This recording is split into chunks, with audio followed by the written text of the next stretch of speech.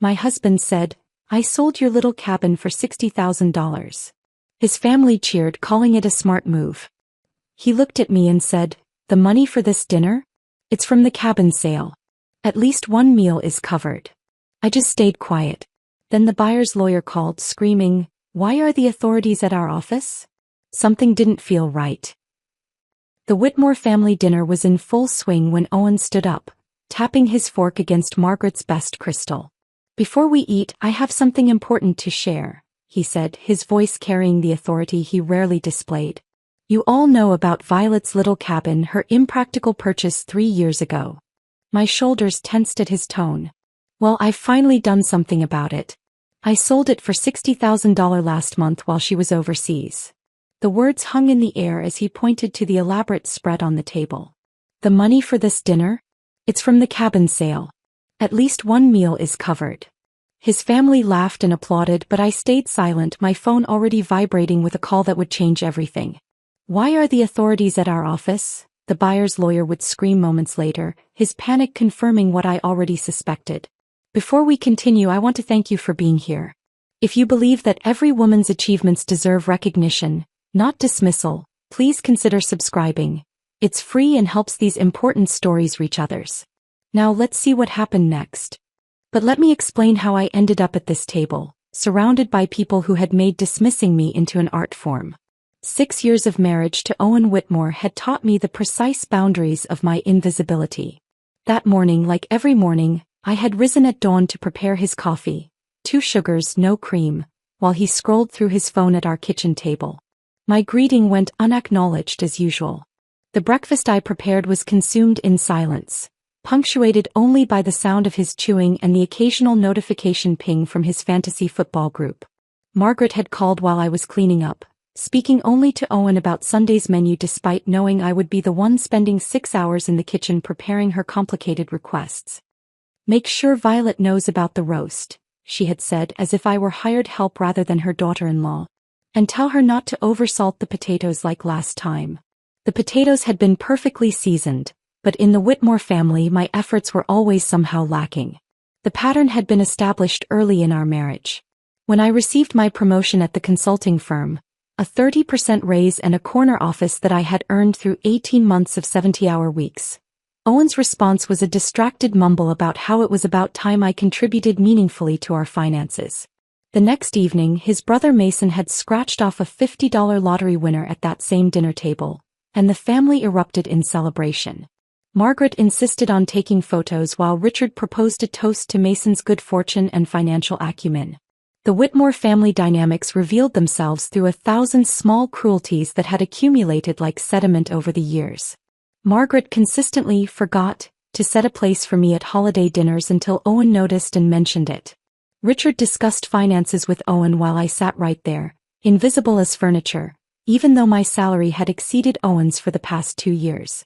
Mason borrowed money he never repaid, always joking that I probably tracked every penny in a spreadsheet, which I did, though not for the reasons he assumed. During their weekly family dinners, my accomplishments became footnotes while Owen's mediocre sales numbers were dissected and praised as if he were revolutionizing his industry. The month I landed a $1 million contract for my firm, the dinner conversation focused entirely on Owen closing a deal worth less than my monthly commission. When I mentioned my achievement, Margaret had said, "That's nice, dear," before immediately asking Owen about his prospects for the next quarter. These patterns had driven me to create my own small rebellion. 3 years ago, I had opened a savings account that Owen knew nothing about. Every freelance project I took on, every lunch I skipped, every coffee I didn't buy went into that account. I watched the balance grow slowly, each deposit a small act of defiance against their assumption that everything I earned belonged to Owen by default. The cabin had been my first major purchase from that account. 2 acres of pine forest 40 miles from our suburban life, with a creaky deck overlooking a small pond.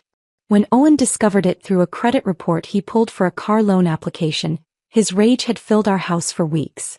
Margaret and Richard had arrived within hours of his call, ready to lecture me about marriage being about transparency and trust. What kind of wife keeps secrets? Margaret had demanded, while Richard questioned my mental stability. But the cabin had become my sanctuary. Every Friday afternoon I drove north with my coffee and notebooks, spending weekends in peaceful silence. Owen refused to visit, calling it my midlife crisis shack. His family created a narrative where my cabin represented everything wrong with our marriage. My selfishness, my impracticality, my failure to be a proper wife. For months ago, my firm had won a major contract with a defense contractor. The assignment required someone with high-level security clearance to coordinate offices across Asia. The selection committee chose me over 12 other candidates, recognizing my expertise in international compliance. Owen's first response wasn't pride but suspicion. Why would they send a woman alone overseas? He had asked, while Margaret suggested I was abandoning my marital duties. Before leaving, I had arranged everything meticulously. The cabin's ownership had been registered with federal databases due to my security clearance, a detail that transformed my simple property into a protected asset. I left Owen detailed emergency-only instructions, automated all payments, and hired a property management service. His dismissive laugh when I explained the precautions still echoed in my memory. Now sitting at this dinner table watching Owen bask in his family's approval for selling my cabin, my sanctuary, my achievement, my freedom, I felt the phone vibrating again in my pocket. Harrison Blackwell, the caller ID read. I had never heard of him before, but somehow I knew this call would explain why Owen's proud announcement was about to become the worst decision of his life. I excused myself from the table, stepping onto the Whitmore's back porch with my phone pressed against my ear. Harrison Blackwell's voice trembled through the speaker, describing federal agents examining documents, asking questions about property sales that required special clearances. Behind me, through the glass doors, Owen was pulling out papers from a leather folder, showing his family the details of his brilliant transaction while Margaret poured more wine. 3 years earlier, the journey to that cabin had started with a different phone call. Ruth Morrison, the elderly owner, had a voice like warm honey when she'd first described the property. It's not fancy, she'd warned. My husband built most of it himself after he retired from the railroad. But there's something special about those woods. They know how to keep secrets. I'd driven out there on a Tuesday morning when Owen thought I was at a dental appointment. The narrow dirt road wound through towering pines that filtered the October light into golden patches. When the trees opened to reveal the cabin, something in my chest uncloaked for the first time in years. 2 stories of weathered cedar siding, a metal roof gone green with age, and that deck, slightly tilted but solid, overlooking a pond so still it looked like polished glass. Ruth had been waiting on the front steps, her white hair pinned back, wearing a flannel shirt that probably belonged to her late husband. She walked me through each room, running her weathered hands along door frames and windowsills like she was saying goodbye to old friends. In the main bedroom, she stopped at a window that faced east. Harold used to say the sunrise through these pines was better than church, she said softly. I think he was right. When she named her price, it was less than market value by at least $20,000. I don't need the money, she explained, studying my face with eyes that seemed to see everything. I need to know it's going to someone who needs this place the way Harold and I did. Someone who understands that sometimes 4 walls and silence are the only medicine that works. The down payment represented 3 years of skipped lunches, declined dinner invitations, and clothes worn long past their prime. Every dollar saved had been a small act of rebellion against the Whitmore family's assumption that I existed solely as an extension of Owen. My hands shook as I signed the papers in Ruth's kitchen, using my maiden name, Violet Chin, on every line. When she handed me the keys, they felt heavier than metal should, weighted with possibility.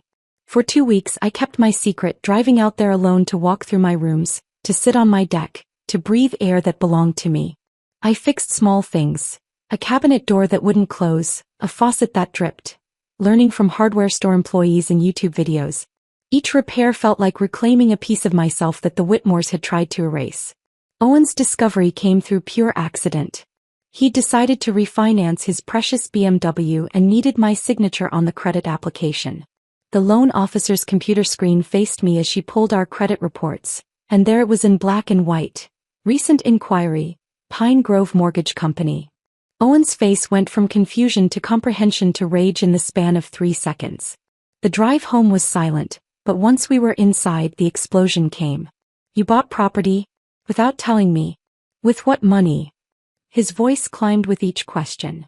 Within an hour, Margaret's Lexus screeched into our driveway, followed by Richard's Mercedes. Owen had summoned his parents like calling in reinforcements for battle. They arranged themselves in our living room like a tribunal. Margaret sat perfectly straight on our sofa, her pearls catching the light as she leaned forward. "Violet, darling," she began in that voice that made endearments sound like threats, "help us understand. What kind of wife makes major financial decisions without consulting her husband?"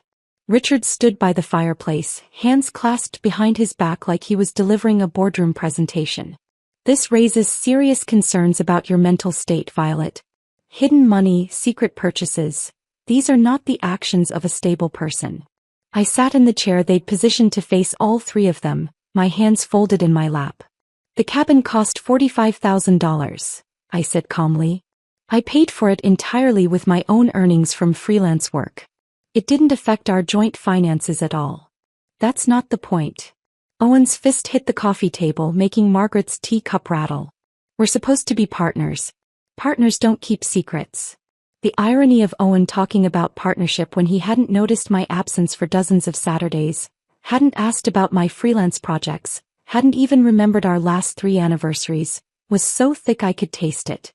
But I stayed silent, having learned long ago that defending myself only gave them more ammunition. The next few months became a war of attrition. Owen refused to visit the cabin, calling it my midlife crisis shack, to anyone who would listen. His family crafted a narrative where my cabin represented everything wrong with our marriage. My selfishness, my deception, my failure to be a proper wife.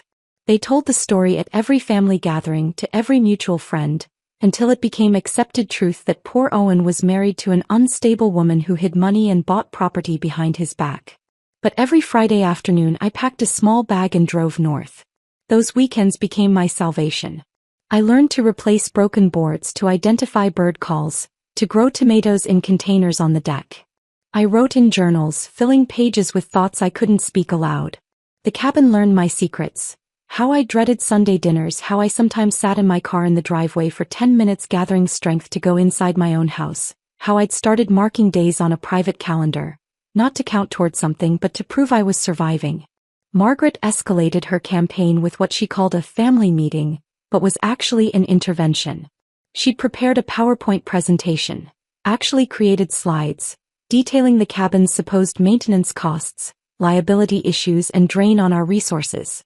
She'd researched septic system failures, roof replacement costs and property tax increases, presenting each as inevitable catastrophe. Mason made jokes about me becoming a hermit woman, asking if I was growing marijuana in the woods. Richard questioned whether I was meeting someone there, his implication clear. Owen sat silent through it all, letting them speak for him as he always did, his silence more damaging than their words. When they finally stopped talking, I pulled out my phone and showed them photos. The garden I'd planted, now growing wild with herbs and vegetables. The desk I'd positioned by the window where morning light flooded in. The bookshelves I'd built myself, slightly crooked but functional. Their faces remained unmoved, seeing only evidence of time spent away from them, energy directed toward something beyond their control. They stared at my photos for exactly 3 seconds before Margaret closed my phone and handed it back to me with the same expression she wore when returning spoiled food at a restaurant. "Well," she said, adjusting her pearls, "I suppose everyone needs their hobbies." The word hobbies dripped with enough condescension to fill the pond behind my cabin. 2 months after that disastrous intervention, everything shifted. My managing director, James Harrison, called me into his office on a Monday morning in February.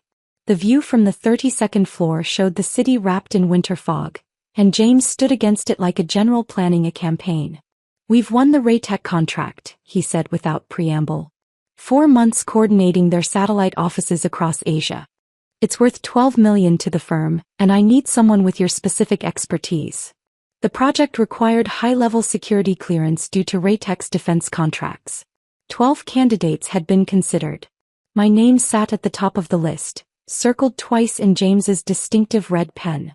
"Your background check came back spotless," he said, sliding the folder across his mahogany desk. "Your experience with international compliance is unmatched in this office. The client specifically requested someone with your qualifications." I accepted immediately, the word yes, escaping before I could second-guess myself.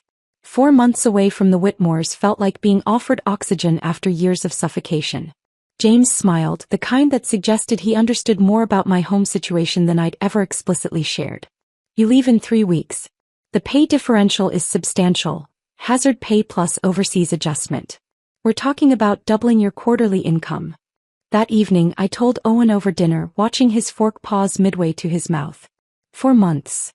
His voice carried not concern but calculation. Why would they send you? Why not Harrison or Kumar?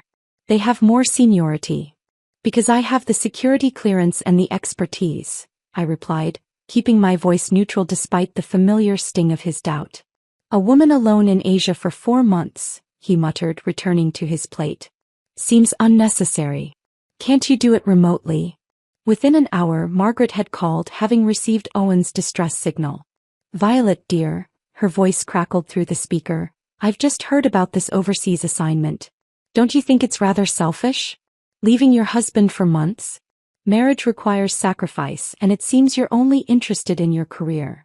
The security briefing 3 days later revealed complications I hadn't anticipated. Agent Patricia Yamamoto from the Defense Security Service explained that all personal assets had to be registered in federal databases. Your cabin in Pine Grove, she said, reading from her tablet, will be flagged as belonging to a cleared contractor working on sensitive projects. This provides additional protection against foreign interference or suspicious activity.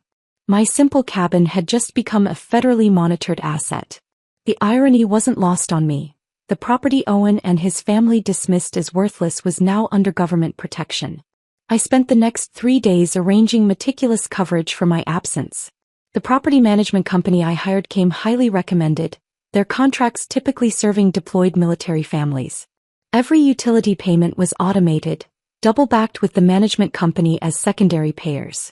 I installed security cameras that uploaded directly to cloud storage accessible from anywhere in the world. The emergency folder I prepared for Owen contained 15 pages of detailed instructions. Emergency contacts, utility companies, maintenance schedules, and explicit warnings about the cabin's federal status. I highlighted emergency access only in yellow marker, underlining it 3 times. Owen flipped through it with barely concealed amusement. It's just a shack in the woods, Violet, not Fort Knox, he laughed, tossing the folder onto the kitchen counter where it would remain untouched for the next 4 months. Singapore's humidity hit me like a wall when I stepped off the plane, but the sensation of freedom was stronger than any physical discomfort. My hotel room overlooked Marina Bay, the city's lights reflecting off water like scattered diamonds. That first night I stood on the balcony and felt my shoulders drop from their permanent position near my ears. 4 months of not being dismissed, ignored, or belittled stretched ahead like a promise. The work was intensive but exhilarating. I uncovered a web of compliance issues that had cost Raytech millions in potential fines. My daily reports to James were met with praise that felt foreign after years of Owen's indifference. The client was impressed enough to request an extension, which I politely declined. 4 months was my limit. My weekly video calls with Owen became a study in declining interest. Initially, he managed 10 minutes of conversation, asking perfunctory questions about my work while his attention drifted to whatever was on his computer screen. By week 3, he was attending Margaret's dinners during our scheduled calls, the family chatter drowning out any attempt at meaningful conversation. Your absence is barely noticed, Margaret said once, loud enough to be heard through Owen's phone, followed by laughter I recognized as Mason's. Margaret's emails arrived like clockwork every Sunday evening.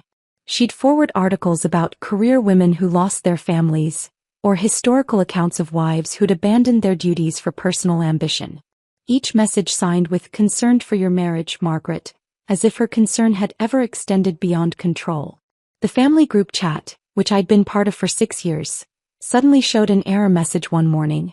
You are no longer a participant in this conversation. No explanation, no warning.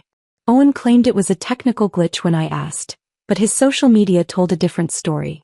Photos from family dinners showed him centered between Margaret and Richard, Mason's girlfriend Sarah occupying what had been my seat. The captions read like obituaries for my presence. Great evening with the whole family, and complete at last. My cabin's security cameras became my lifeline to something real. Every morning I'd check the feeds while drinking coffee, watching deer wander through the yard or rain pattern the pond's surface. The weekly reports from the management company were brief. All systems normal, no issues to report. But they provided more comfort than Owen's increasingly sporadic messages. By month 3, Owen had stopped answering my calls altogether. Text messages received single-word responses hours later. Busy. Fine. Later. His social media, however, showed remarkable availability for dinner with colleagues, drinks with Mason, concerts with people I didn't recognize. Sarah, Mason's girlfriend, appeared in more photos, always laughing at something Owen had said, her hand occasionally on his shoulder in that casual way that wasn't casual at all.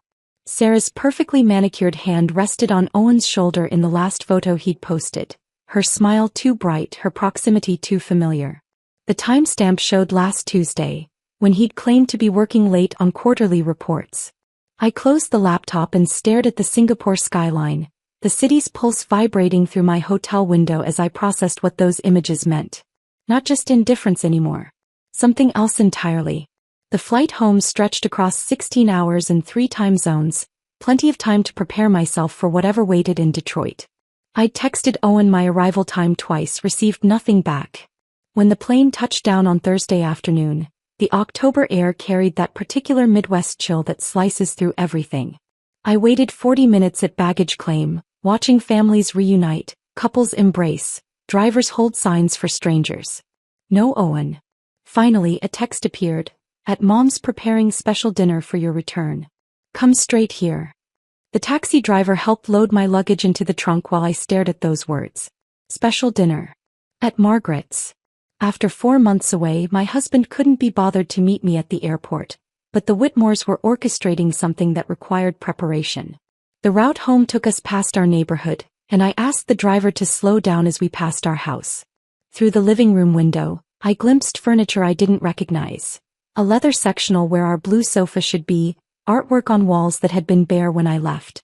The driveway held 2 cars I'd never seen before, a BMW newer than Owen's and something sporty in red. Our garden, which I'd carefully maintained for 3 years, had been replaced with generic landscaping. This your house? The driver asked, noticing my stare. I'm not sure anymore, I answered honestly. I had him drop me at the corner, hauling my suitcase to our front door like a stranger approaching an unfamiliar home. My key still worked, but the house inside wasn't mine. The leather furniture was real expensive. The art consisted of abstract pieces that Margaret would approve of. Safe, tasteless, costly. The kitchen had been reorganized completely, my carefully arranged spice rack gone, replaced by decorative canisters that probably held nothing. In our bedroom was it still ours. The sheets were different. Egyptian cotton, still in their packaging creases. The closet showed Owen's clothes expanded into my section, my remaining items compressed into a corner like an afterthought. On the dresser sat a bottle of perfume I didn't recognize, definitely not mine. I left my suitcase unopened and drove to the Whitmore house, my hands steady on the wheel despite the exhaustion pulling at my bones. Their driveway looked like a luxury car dealership. Margaret's Lexus, Richard's Mercedes, Mason's Range Rover, Owen's BMW, and 2 others I didn't recognize. The house glowed with warm light, shadows moving behind curtains like a stage play in progress. The front door was unlocked. I could hear voices from the dining room, laughter that carried the particular pitch of celebration. Margaret's voice rose above the others. He handled it brilliantly. Absolutely brilliantly. I stood in the hallway listening to my absence being celebrated before stepping into view. The scene was orchestrated like a magazine spread. Margaret's heirloom crystal, the set she only used for Christmas and engagement announcements, sparkled under the chandelier. Decanters of wine that cost more than my weekly groceries stood open, breathing. Everyone had dressed for an occasion. Margaret in pearls and silk, Richard in his golf club blazer, Mason in what looked like a new suit. Owen stood at the head of the table, occupying the seat I usually took when we hosted, wearing the expression of a man who'd just won everything. Violet. Margaret's voice carried false warmth. Perfect timing. We were just about to toast. They'd arranged themselves around the table like an audience at a theater, each face holding that particular expression of barely contained excitement that preceded major announcements. Sarah was there too, seated next to Mason but angled toward Owen, her hand resting near his wine glass. Welcome home, Owen said, not moving from his position of power at the table's head. How was the flight? Before I could answer, he raised his glass, commanding attention with an authority I'd never seen him display. Actually, before we eat, I have something important to share. He paused, savoring the moment. You all know about Violet's little cabin, her impractical purchase 3 years ago. My shoulders tensed at his tone, the dismissive way he said little cabin, like it was a child's plaything. Well, I've finally done something about it. I sold it for $60,000 last month while she was overseas. The words hung in the air like a physical presence. The room erupted in applause. Richard's golf clap, Margaret's delighted gasp, Mason's whistle of appreciation. Sarah clapped too, her eyes never leaving Owen's face. Owen pointed to the elaborate spread on the table. Dishes I recognized as catered from the expensive French restaurant downtown. The money for this dinner? It's from the cabin sale. At least one meal is covered. His family laughed at this joke, this casual revelation that he'd stolen my sanctuary and used the money for their entertainment. I remained perfectly still, my silence complete, while my phone began vibrating in my pocket. Owen pulled out a leather folder, the kind expensive lawyers use, spreading documents across Margaret's pristine tablecloth. The best part is how I handled everything myself, he boasted, running his finger along the pages. Researched comparables, managed 3 competing bids, saved thousands in agent fees. Brilliant, Richard murmured, leaning forward to examine the papers.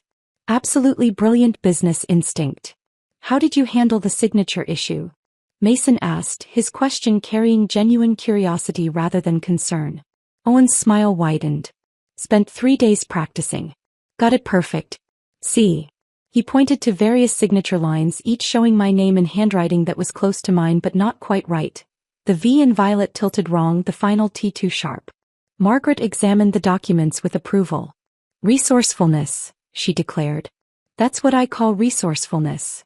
My phone buzzed again. Harrison Blackwell, attorney at law. I didn't recognize the name, but something in my gut told me this call would change everything happening in this room.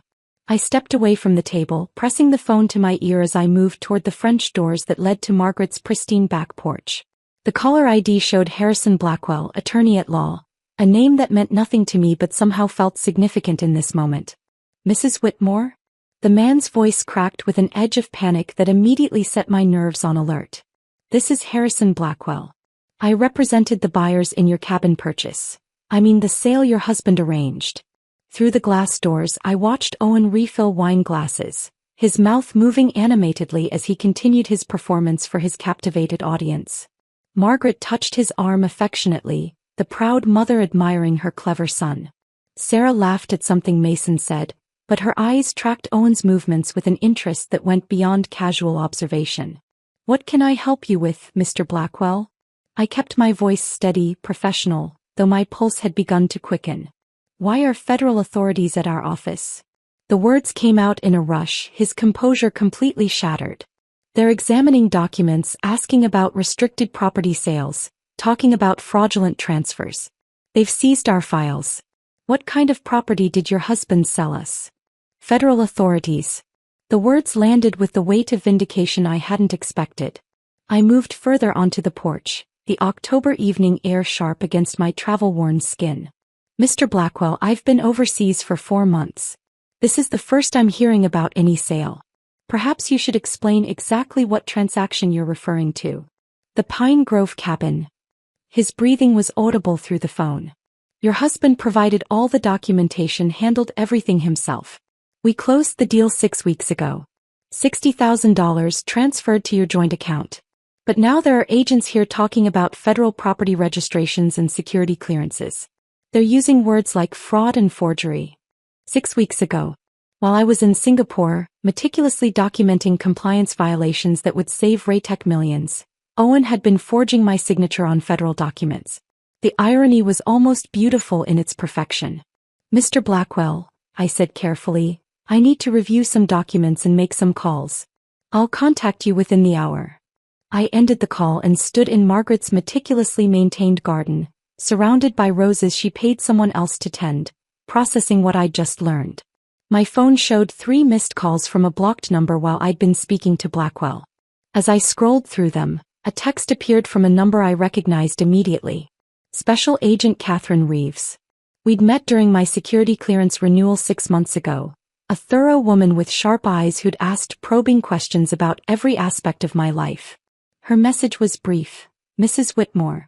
Aware of situation regarding your Pine Grove property. Maintain normal behavior. Attend family dinner as planned. Keep subjects unaware. Team mobilizing. The text had arrived 2 hours ago while my plane was descending into Detroit. Agent Reeves had known about the fraudulent sale before I'd even landed. The federal databases that tracked my cabin as a secured asset had flagged the unauthorized transfer, triggering an investigation that was now converging on this dinner party where Owen celebrated his criminal genius. I thought about the security briefing I'd attended before leaving for Singapore, Agent Yamamoto's careful explanation of how property owned by cleared contractors became part of a larger protective framework. The cabin wasn't just mine. It was tagged in federal systems as an asset that couldn't be transferred without multiple authorizations. Owen's forgery hadn't just stolen my property. He'd triggered alerts in databases he didn't know existed. Through the window, I watched him stand again, holding court at the head of the table. His hands moved expressively as he appeared to be explaining something, probably the detailed story of how he'd been so clever, so resourceful. Margaret's face glowed with maternal pride. Richard nodded approvingly at whatever business wisdom his son was sharing. They looked like a Renaissance painting of familial satisfaction, completely unaware that their golden boy had just confessed to federal crimes. I returned to the dining room, sliding my phone into my pocket where it vibrated with another message I didn't check. Owen paused mid-sentence as I entered, his eyebrows raising slightly. "Important call?"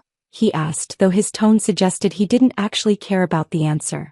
"Just work following up on some documentation," I replied, taking my seat at the far end of the table, the place they'd assigned me like an afterthought. Owen laughed, the sound carrying an edge of condescension I knew too well. "Always working, even fresh off the plane. You should learn to relax, Violet." He turned back to his audience, eager to continue his story. The best part was accessing all the necessary documents.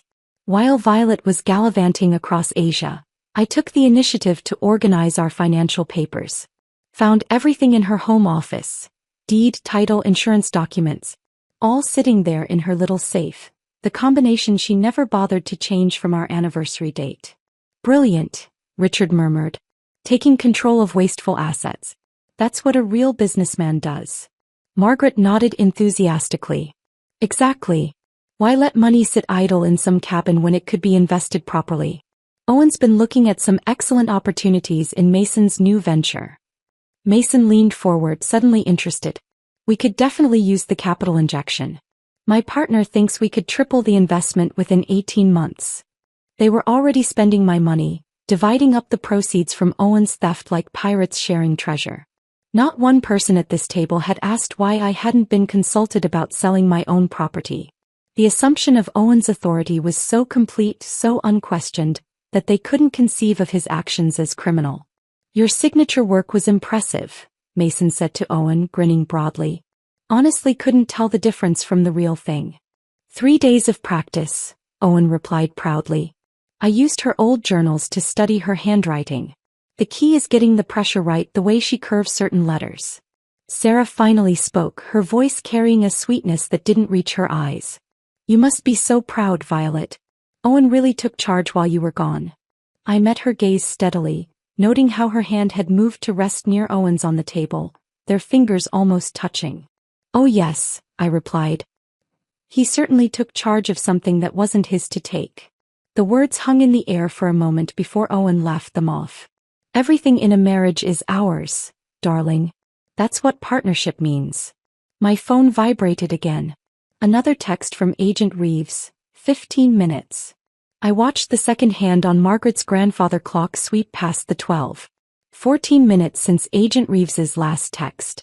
Owen had moved on to describing his future investment plans for the $60,000, his voice carrying the confidence of a man who believed he had gotten away with everything. Margaret was serving her homemade tiramisu, the dessert she reserved for special victories, when the first black vehicle pulled silently into the driveway. The headlights swept across the dining room windows like searchlights, followed immediately by 2 more vehicles positioning themselves with military precision. Through the sheer curtains I could see the government plates, the kind that made neighbors peer through blinds and wonder what level of trouble had arrived on their street. 6 figures emerged from the vehicles, moving with the coordinated efficiency of people who had done this many times before. I stood up from the table, my movement so sudden that Sarah's wine glass wobbled. "I'll get the door," I said, though no one had knocked yet. Owen barely glanced at me, too absorbed in explaining to Richard how he planned to leverage the cabin money into a larger real estate portfolio. I reached the front door just as Agent Catherine Reeves raised her hand to knock. She stood flanked by 5 other agents, all wearing the kind of dark suits that screamed federal authority. Her eyes met mine with professional recognition. She remembered me from the security clearance interview, remembered the woman who had sat across from her for 3 hours answering questions about every aspect of her life. "Mrs. Whitmore," she said quietly. "Are all the subjects present?" "They're in the dining room," I confirmed, stepping aside to let them enter. "All of them. They're having dessert." The agents moved through Margaret's hallway with practiced precision, their footsteps deliberate on her polished hardwood floors. Each footfall sounded like a countdown, marking the seconds until Owen's world collapsed. Agent Reeves led the way, her hand resting casually near her badge, ready to present credentials that would turn celebration into catastrophe. The dining room fell silent as 6 federal agents filed in, spreading out to block all exits with movements so smooth they seemed choreographed. Owen's fork hung suspended halfway to his mouth, tiramisu sliding off onto Margaret's heirloom tablecloth. Richard's face drained of color so quickly I thought he might faint. Mason pressed back in his chair as if he could disappear into the wallpaper, while Sarah's eyes darted between the agents and the door, calculating distances she'd never be able to cross. "Owen Whitmore," Agent Reeves announced, her voice carrying the weight of federal authority that made everything else in the room seem suddenly trivial. She held up her badge, the gold shield catching the light from Margaret's chandelier. "You're under arrest for wire fraud, forgery, and conspiracy to commit interstate commerce violations." The words landed like physical blows. Owen's wine glass slipped from his hand, shattering on the floor in a cascade of crystal and merlot that spread across Margaret's Persian rug like blood. "This is insane." He shot to his feet, his chair scraping against the floor. "It was just a property deal. A simple real estate transaction." Agent Reeves moved toward him with unhurried confidence.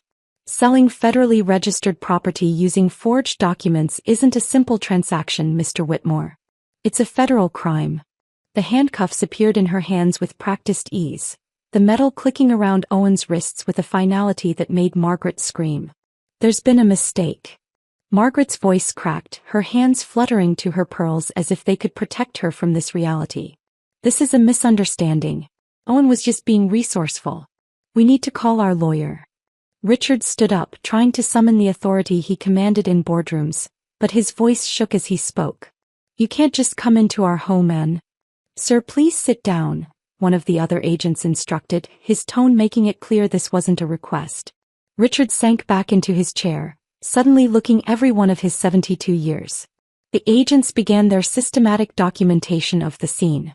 One photographed the forged documents still spread across the table, Owen's confession transformed into evidence.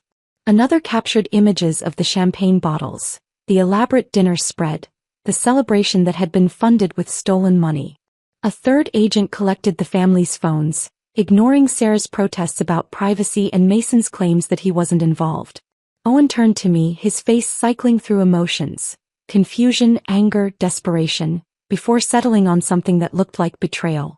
"Violet, tell them this is a misunderstanding. You're my wife. Explain that I had every right to sell that property. Tell them." I met his gaze with the same steady silence I had perfected over 6 years of being dismissed, ignored, and belittled. The silence that had once been my prison now became my power. I said nothing, letting my lack of words speak volumes about years of accumulated injuries that had led to this moment. "Wives can't testify against husbands," he said desperately, grasping for legal straws he didn't understand. "You can't do this to me. I was helping our finances. I was being smart." Agent Reeves paused in her process of securing Owen's hands behind his back. "Actually, Mr. Whitmore," Spouses can absolutely testify in federal cases involving crimes against each other. But more importantly, we don't need your wife's testimony. The evidence you've provided tonight, your detailed confession to your family, the forged documents you displayed, the fraudulent sale of government-registered property, that's more than sufficient. She looked at me then, her expression professionally neutral but with something in her eyes that might have been understanding. Mrs. Whitmore, we'll need you to come to the federal building tomorrow to provide a statement. Our financial crimes unit has uncovered additional irregularities that go beyond the cabin sale. Margaret's gasp was audible. Additional irregularities? Agent Reeves turned her attention to Owen's parents.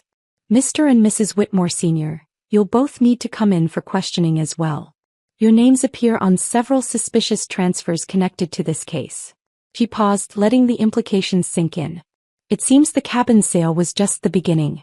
Our forensic accountants have found evidence of systematic embezzlement from joint accounts, hidden investments, and what appears to be a pattern of financial fraud extending back several years.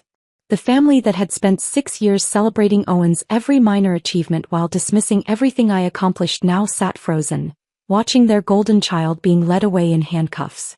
Their dynasty of judgment and casual cruelty was crumbling in real time, brought down by Owen's own arrogance and their enthusiastic participation in celebrating his crimes. Mason stood frozen against the dining room wall, his face pale as one of the agents began reading him his rights as a material witness. Sarah had collapsed into a chair, mascara streaming down her cheeks as she repeatedly insisted she barely knew any of them, despite the photos on Owen's phone showing her at family gatherings for the past 8 months. Margaret clutched at the agent nearest to her, begging to accompany Owen, while Richard sat with his head in his hands, muttering something about calling their attorney who, ironically, had been disbarred 2 years prior for his own financial improprieties. The next morning arrived with a clarity that felt almost surreal. I sat in my kitchen now, not ours, drinking coffee from the mug I'd bought myself in Singapore, watching the sunrise paint the walls gold. My phone had been vibrating non-stop since midnight with calls from numbers I didn't recognize, journalists who'd somehow gotten my contact information, and Margaret's repeated attempts to reach me despite being explicitly told not to contact me by federal agents. The first domino fell within 48 hours. Premier Title Services, the company that had processed Owen's fraudulent sale, found federal investigators at their door Monday morning. By noon, their license had been suspended pending investigation. The owner, Bradley Morrison, gave a panicked interview to local news claiming they'd followed standard procedures, but the forged documents Owen had provided were so obviously fraudulent that their failure to verify authorization constituted gross negligence. Morrison's 30-year career in real estate ended in a single morning, his reputation destroyed by Owen's transaction. 3 real estate agents who'd advised Owen on pricing and strategy faced their own reckoning. Jennifer Patterson, who'd provided comparable sales data, lost her license when investigators discovered she'd never verified Owen's ownership of the property. Robert Klein, who'd connected Owen with potential buyers, was found to have ignored multiple red flags in the documentation. Sandra Marsh, who'd celebrated the sale on her professional social media, claiming credit for facilitating another successful transaction, watched her 20-year career evaporate when screenshots of her posts became evidence of professional negligence. Margaret's Facebook posts became particularly damaging. Her proud declaration that "my brilliant son just made the deal of the year," accompanied by photos of the celebration dinner, had been shared 16 times before the arrests. Neighbors who'd always found the Whitmores insufferable gleefully provided screenshots to investigators. Her post from 3 weeks earlier, "so proud of Owen taking charge while his wife gallivants across Asia," became evidence of premeditation. The country club ladies she'd bragged to about Owen's business acumen now crossed the street to avoid her. Harrison Blackwell's law firm imploded spectacularly. The buyers, an innocent couple named David and Jennifer Chin who'd thought they were purchasing a weekend retreat, sued everyone involved. Their lawsuit named Blackwell's firm, the title company, all 3 real estate agents, Owen, and even attempted to include me before their attorney realized I was the victim. Blackwell's partners voted him out within a week, his name scraped from the building's directory before the paint was dry on the federal subpoenas. 6 months of investigation revealed the scope of Owen's deception went far beyond the cabin. Federal forensic accountants discovered he'd been siphoning money from our joint accounts for years, funding failed investments and unauthorized loans to his family. Every transaction told a story of entitlement and theft. The $20,000 to Mason for his revolutionary dropshipping business that never shipped a single item. The $15,000 to Richard for golf club memberships and gambling debts he'd hidden from Margaret. The steady stream of smaller amounts, $500 here, $1,000 there, that funded Owen's lunches with Sarah, their weekend trips I'd never known about, gifts for a relationship that had apparently been developing while I worked overseas. Judge Patricia Thornton presided over Owen's sentencing with the weariness of someone who'd seen too many entitled men believe the rules didn't apply to them. The federal courthouse in downtown Detroit had the kind of imposing architecture designed to remind defendants of the government's power. Owen sat at the defense table in a suit that no longer fit properly. 6 months in federal detention had stripped away his casual arrogance along with 15 pounds. Your Honor, Owen began his allocution, his voice lacking the confidence that had once commanded boardrooms and family dinners. I meant no harm. I was simply trying to maximize underutilized assets. In marriage, property is shared. I believed I had every right to make financial decisions for our family's benefit. Judge Thornton removed her glasses, cleaning them slowly before responding. Mr. Whitmore, you've just confessed to premeditation and systematic planning. You didn't make a financial decision. You committed wire fraud, forgery, and conspiracy. Your detailed explanation of researching prices, practicing signatures, and avoiding legal fees doesn't minimize your culpability. It confirms it. The sentence came down like a sledgehammer. 4 years in federal prison, no possibility of early release, plus $285,000 in restitution. The man who'd committed federal crimes to avoid $1,000 in legal fees now owed more than he'd earn in a decade. The courtroom erupted in whispers as the number sank in. Owen's attorney, a public defender since no private lawyer would take his case, slumped in his chair. Margaret and Richard faced their own legal consequences. The investigation revealed they'd received over $50,000 in stolen funds over the years, money they'd spent on cruise vacations and country club fees while knowing their son's income couldn't support such generosity. They stood before a different judge 2 weeks later, their attorney arguing they were merely naive parents who'd trusted their son. The prosecutor's response was devastating. Email evidence showed they'd actively encouraged Owen to take control of family finances while I was overseas. Mason surprised everyone by flipping immediately. Faced with potential conspiracy charges, he provided prosecutors with detailed testimony about family discussions regarding my cabin, Owen's planning sessions, and their parents' knowledge of the scheme. In exchange for probation and community service, he became the star witness against his own family.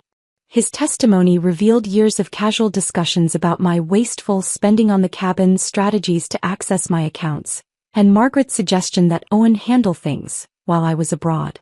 Mason's testimony had concluded with him looking directly at his parents, his voice steady as he described years of financial manipulation he'd witnessed but never questioned until federal agents showed him the evidence. They knew, he said simply. We all knew Violet's money was being taken. We just called it family finances. The courtroom had gone silent at that admission, even the court reporter pausing before continuing her transcription. 3 weeks after the final sentencing, I returned to my cabin for the first time since Owen's arrest. The property management company had maintained it perfectly during the chaos, but now federal restitution funds had transformed it into something beyond my original vision. The narrow dirt road had been properly graded and graveled. New security cameras, discreet but comprehensive, monitored every approach. The front door bore a new deadbolt system that required both a key and a code, installed by the same company that secured federal facilities. Inside, the transformation continued. The kitchen I'd planned to renovate someday had been completely rebuilt. New appliances, granite countertops, cabinets that closed smoothly instead of requiring the specific angle I'd memorized. The windows throughout had been replaced with triple-pane glass that turned the pine grove outside into a living painting, every needle sharp against the sky. The creaky deck had been reinforced and extended, now wrapping around 2 sides of the cabin with built-in benches that faced the pond.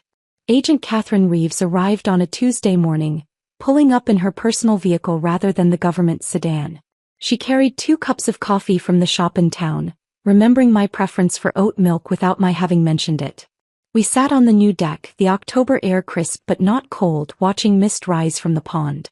The investigation has expanded, she said, her professional tone softened by something that might have been admiration. Your case broke open something bigger. Owen had been running similar schemes with 3 other families, targeting women whose assets he could access through his position at the bank. She explained how my cabin's federal protection had been the tripwire that exposed everything. Without that classification, Owen might have continued indefinitely, stealing from women who trusted their finances to institutions where he held influence. The FBI had recovered nearly $500,000 in stolen funds, though much had already been spent on the Whitmore family's lifestyle. The divorce proceedings took place entirely through lawyers. Michigan law showed no mercy to imprisoned spouses who'd committed financial crimes against their partners. The judge, an older woman named Carolyn Foster, had reviewed the evidence with visible disgust. Mrs. Chin, she said, using my maiden name which I'd legally reclaimed, the court awards you all marital assets without exception. Everything came to me.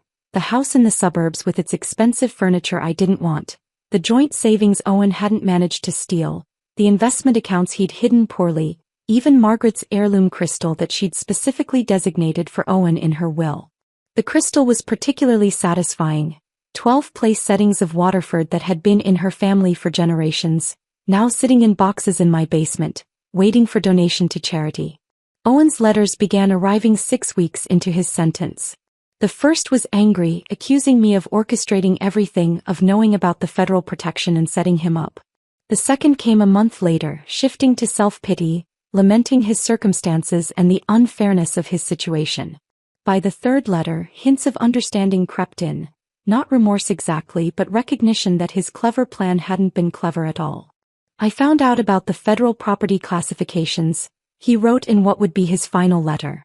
They explained it during legal education class here. I should have asked questions. I should have asked you. He never apologized, never acknowledged the years of theft before the cabin, never mentioned the pain of being invisible in my own marriage. He simply stopped writing, perhaps finally understanding that his words, like his presence, were no longer welcome in my life. The local newspaper ran the story for weeks. Suburban scandal. Wife's cabin exposes years of financial fraud, became the most read article in the paper's digital history. Reporters called constantly, offering payment for exclusive interviews, promising to tell my side of the story. I declined them all. The federal investigation's findings were public record, pages of documentation that spoke more eloquently than any interview could. The facts themselves were vindication enough. Owen in federal prison, his parents bankrupted by restitution payments, their reputation destroyed by their own greed. My neighbors' attitudes shifted completely. Where once they'd seen Owen's quiet wife who rarely spoke at block parties, they now saw someone who'd endured years of financial abuse while building her own success. Janet from next door brought casseroles during the divorce proceedings. Mike from across the street offered to maintain my lawn without payment. The invitations to coffee and book clubs multiplied, though I politely declined most, preferring the solitude I'd earned. The consulting work flourished in ways I hadn't anticipated. My experience with international compliance, combined with the notoriety of my case, made me highly sought after.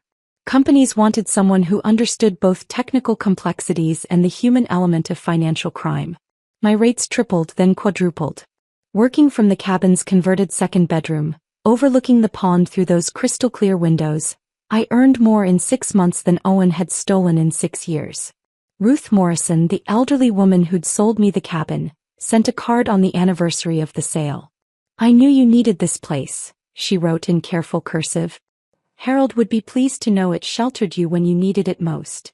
On the first anniversary of that dinner, that horrible, wonderful dinner where Owen announced his crime to his celebrating family, I sat on my reinforced deck as the sun set through the pines. The wine wasn't special, just a bottle from the local grocery store, chosen because I liked the label. No one would judge this choice, no one would comment on its price or vintage. The silence around me was complete, broken only by natural sounds. Wind through pine needles, water lapping at the pond's edge, an owl calling from somewhere in the darkness. My phone sat silent on the table beside me, containing no contacts from that previous life. No Whitmore family group chat. No passive-aggressive messages from Margaret. No dismissive texts from Owen. The absence of their voices revealed how much space they'd occupied, how their constant judgment had shaped my days. If this story of federal justice served cold had you on the edge of your seat, hit that like button right now. My favorite part was when Violet stayed silent at the dinner table while the FBI arrived, knowing exactly what was coming next. What was your favorite moment? Drop it in the comments below. Don't miss more thrilling stories like this. Subscribe and hit that notification bell so you never miss an upload.